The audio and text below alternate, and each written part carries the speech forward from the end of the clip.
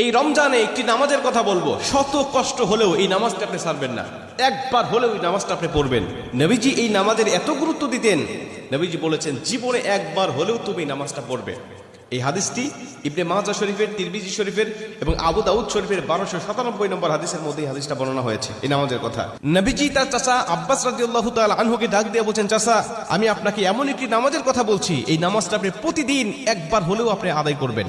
চাচা যদি প্রতিদিন সম্ভব না হয় অন্তত সপ্তাহে একবার হলেও আপনি নামাজটা পড়বেন।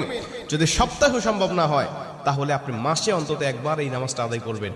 চাচা যদি মাসেও আপনার পক্ষে কষ্টকর হয়ে যায় বছরে একবার পড়বেন, যদি বছরেও না পারেন জীবদ্দশায় অন্তত একবার হলেও নামাজটা পড়বেন। কারণ এই নামাজটা এত পাওয়ারফুল নামাজ, এই নামাজটা আদায় করার কারণে আপনার প্রকাশ্যে অপ্রকাশ্যে যত গুনাহ করেছেন, আপনার ইচ্ছায় অনিচ্ছায় যত গুনাহ করেছেন, আপনার অতীত জীবনে যত গুনাহ করেছেন সব গুনাহ আল্লাহ আপনাকে ক্ষমা করে দিবে।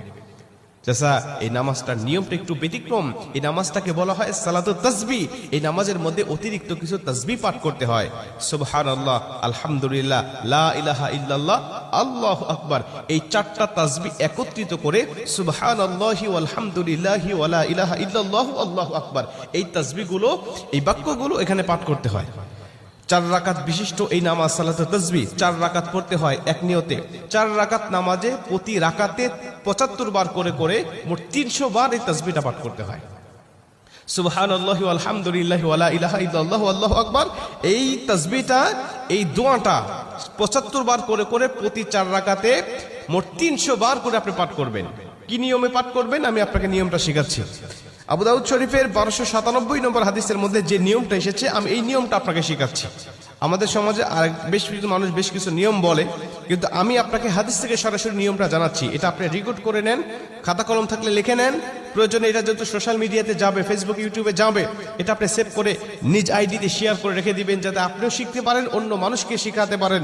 আপনার শেখানোর কারণে কেউ যদি নামাজটা আদায় করতে পারে, ও যে সওয়াবটা অর্জন করবে, সওয়াবের একটা অংশ আল্লাহ আপনার আমলনামায়ও দান করবে।